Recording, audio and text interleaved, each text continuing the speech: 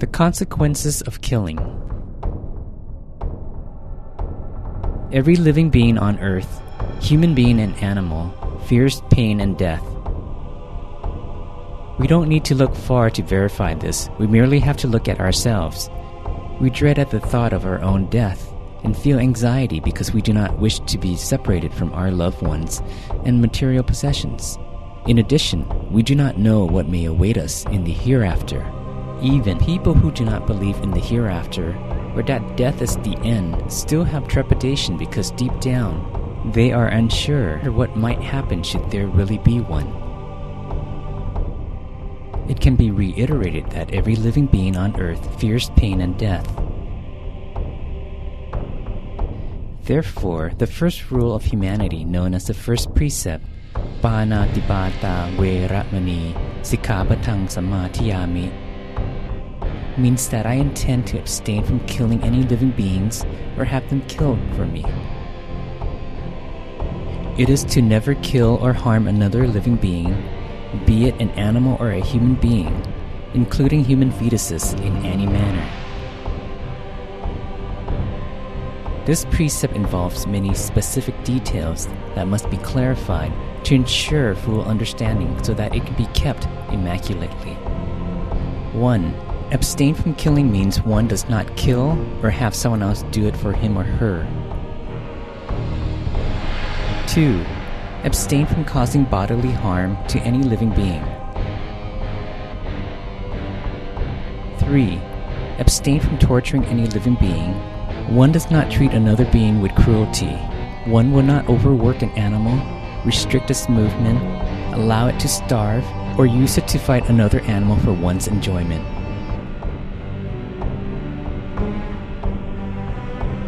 These are unwholesome deeds, and the consequences incurred will lead one to be reborn as a hell being, a beta, an asuragaya, or an animal. When born as a human being, he or she will be sickly and have a short lifespan. Transgression of the first precept occurs only when the following 5 factors are present. 1. Object, a human being or a living being. 2. Intention, purposefully wanting to cause death to the intended object. 3. Perception, the object is perceived as a living being. 4. Effort, any action carried out with the purpose of causing the object to die. 5. Result, the object dies as a result of one's action. Once these 5 factors are met, the precept has been violated. If all 5 are not present and the living being is not dead but suffers terribly from the effort, the precept is not broken but flawed. Whether the act of killing incurs severe or minor consequences depends on the 4 following conditions. 1. Level of virtues. If the person killed is an arahat, or one's parent, who is considered to possess incalculable virtues, the consequences are very grave. If it is any other person, the consequences are less grave. If it is an animal that had been used to help one earn a living, such as an ox, a water buffalo, etc., then the consequences are serious. 2. Size. If the animal killed is large, such as an elephant or a horse, the consequences are serious. However, if it is small, the consequences are lighter. 3. Effort. The consequences are equivalent to the amount of effort expended in the act of killing. 4. Intention. If one kills in a fit of rage, the consequences are serious. If the killing was without intention, the consequences are light. If one kills to avenge oneself, the consequences are serious. If one kills to protect oneself, the consequences are lighter. A person who routinely transgresses the first precept will possess a gloomy outlook moments before his death. Images of people or animals that were killed by him or her will appear. After the person dies, he or she will be reborn in the great hell, where hell denizens will torture him or her with weapons he or she used to kill other living beings, such as a bomb, a gun, or a knife. The punishment lasts an unimaginably long time.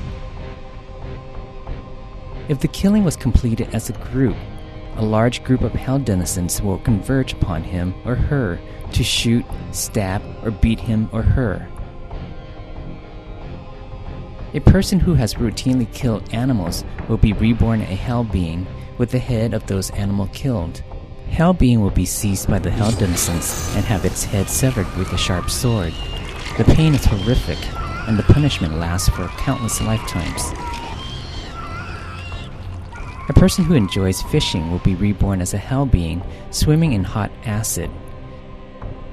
A hell denizen walking on the acid's surface, carrying a fishing rod, will cast a line with sharp hooks that pierce the hell being's mouth as if it were a fish. Hell denizens then pull and jerk the hell being's body and throws it violently against the acid surface until it disintegrates and dies. The punishment continues until his karma is exhausted. After the great hell, the hell being will be reborn in Uttata hell, where it will be pelted by a rain of different weapons like bullets, knives, and bombs. After Uttata hell, the hell being will be reborn in Yoma Loka hell, where it undergoes similar tortures for countless lifetimes. After Yoma Loka hell, the hell being will be reborn in the realm of Beta. As a Beta, it will have knives extruding out from inside its body and will suffer tremendous pain from the different weapons raining down on it. Afterward, it will be reborn in the animal realm as a prey with a short lifespan. After this realm, rebirth will take place in the human realm. As a human being, he or she will be physically abused, suffer many illnesses, and have a short lifespan. Killing incurs real and serious consequences. Therefore, we should abstain from killing or harming another living being and endeavor to maintain the precept. The fruits of observing the first precept will allow us to possess a perfectly formed body and radiant complexion. We will not be harmed physically or be sickly. We will have a long lifespan so that we can accumulate merit and pursue perfections for a very long time. 大計制魔